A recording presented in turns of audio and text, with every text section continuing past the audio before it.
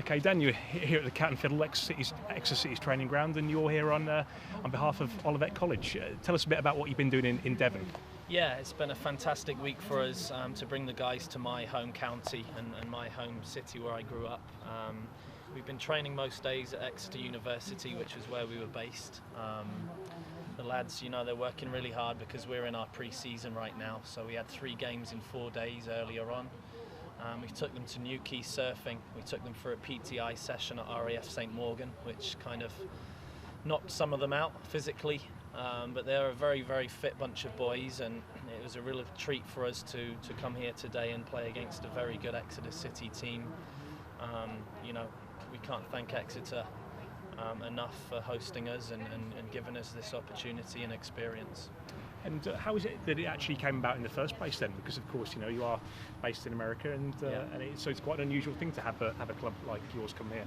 Yes, I kindly was forwarded Paul's number from one of my contacts in the game, and I got to take my hat off to Paul. He's a fantastic guy. He got back to me straight away, met Steve Perryman coming off the bus. Everybody couldn't be helpful enough, and again, I think it shows what a wonderful club Exeter is. And having seen the game with the team against Portsmouth on the weekend, and they got a fantastic result, and I know they're facing a lot of difficulty and challenges, but again, they keep their head up and then they get on professionally. So, as you mentioned there, the boys did come along to the Portsmouth game. For a few of them, especially the ones who are from America, but it's quite an interesting environment to come into, isn't it? Absolutely. All those kids are brought up very well over in the States, and they're all, sometimes I tell them that they're too nice. So having been at the game and stood in the big bank watching the game and then hearing some of the language and a few choice words was certainly an experience for my boys. But again, we used it as an educational experience, looking at how Exeter's set up, looking at their shape, looking at the style of play that both teams adopt. We're always learning, and this experience would have really done wonders for my boys as we head into our season beginning the end of August. You've mentioned already that you grew up here in Devon, so tell us, what was your route into Olivet? Yeah, obviously was at Plymouth Argyle for a couple of years, and kind of learnt the game. Paul Sturrock was the manager at the time, along with a couple of youth coaches. Got released at age 19, and I kicked around the lower leagues at Margate and Kettering. I realised I wasn't going to get anything solid, and so an opportunity came about for me to get my degree. I first of all went to West Texas for a year, and then up to Buffalo, New York to complete my degree in sociology. And at the end of 2009, I walked away with that degree and stepped into youth coaching. Was the director of coaching at a couple of clubs. And now I'm currently coaching college soccer, as well as taking my master's degree in coaching sports performance. And that's the thing, really, because in England, university sport's not really quite such a big deal. In America, it's a massive deal, isn't it? It is, absolutely. And you've got the American football over there. There's games where you get 70 to 100,000 in a stadium watching an American football college game, and they do it right. I think if the kids aren't performing academically, then they're not going to see time on the field. It makes a better overall person, I think. And again, I think they've got it right over there with their educational system.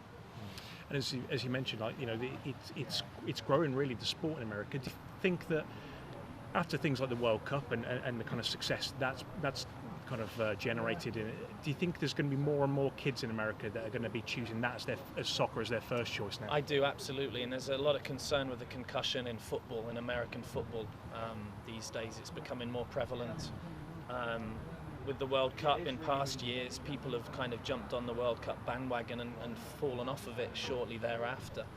But with all the television, the Premier League's on, every weekend, you've got all sorts of Champions League games, German football, Italian football, and of course the MLS are attracting some fantastic stars from English football. So I believe that this time round people will be staying on that so-called bandwagon. Youth soccer and youth coaching is really certainly up and coming as well. Do you think that the MLS in the next decade or so could become a league where people go in the prime of their careers to actually make their careers like big names? It wouldn't surprise me.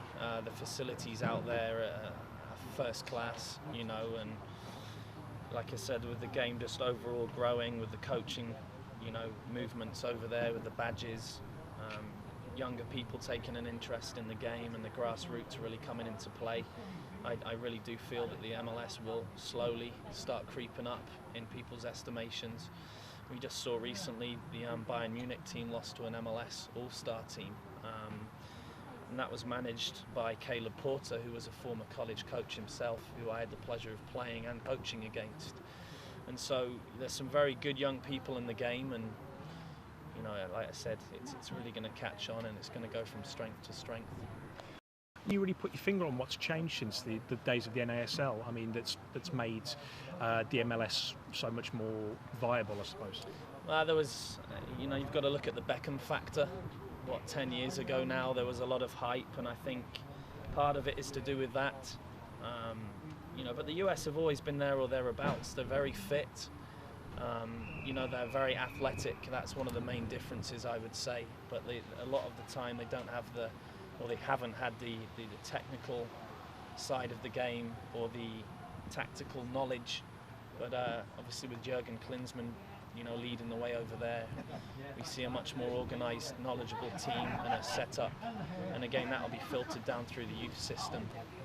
I mean, that's the thing, because I suppose it's such a simple game, yet it probably takes a little bit of time to kind of get people into the culture of it. People, let's say, especially compared to American sports, doesn't it? You know, where, you know, the idea of a 90-minute game ending in a draw seems probably takes a little bit of getting used to, doesn't it? Yes, that's right. That's one of the pluses of the World Cup. I think a third of the way through, we saw that, you know, there were a lot more goals scored in that World Cup than in previous years, and so, you know, with the Spanish, you saw a couple of World Cups ago, they really like to move the ball around, exciting attacking play, and I think that's catching on worldwide. You're getting a lot more diverse teams able to attack from all sides of the field, and again, it will help with the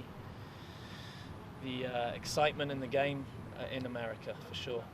And tell us a little bit about Olivet then. Is it quite well known for its sports? It's not. It's a Division 3 school. It's not a league table ranked system as such, but at that level we can't offer athletic scholarships, but we do offer very good academic aid. It's a small town, you know, in Michigan, and you know, in our conference we have 8 other small towns that make up our conference. So, you know, the boys that have come in, this has certainly opened their eyes. Some of them may not ever get this opportunity to explore England again. And so, you know, that's what's made this trip so special. I mean, how much really have they enjoyed it? It must be such a unique experience for them. Yeah, absolutely. And primarily it was a business trip for us, but, you know, there's only so much I can get on them about. You know, we've given them their downtime. They've experienced a little bit of nightlife.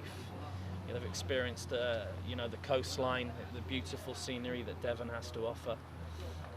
So that they've had fun, you know, and I think this is something that they will never forget. We've done a blog every day, which has kept their friends and family up to speed with what's going on. And, you know, I think they'll look back in 10 years' time when they're all in the working world and you know, really relive these moments. And for you personally, Dan, how nice has it been to kind of bridge that gap, you know, bring these players to your home county and to be back for yourself as well? Yeah, it's been wonderful. You know, on a team note, it's kind of brought us all together as a staff and a team, but obviously for me, coming back to where I grew up was very special. You know, meeting some old people, you know, reconnecting some bonds that may have been broken in the past, and, you know, I just hope that, you know, we've really given a good representation of ourselves, and, you know, we can all hold our heads high as we go back to the States later on today. And do you think the boys will be following Exeter City's progress in the future? I think so. What with Twitter and the social media now, we've got a couple of lovely pictures with a few of the Exeter faithful, and, you know, I think that'll be close to their hearts as well, and we really wish that they will do well this season. I know they've got a fantastic manager in Paul Tisdale, and a great support staff, so we wish everybody at Exeter City very well. Thank you very much, Devon. Safe journey home. Thank you. Thanks, mate.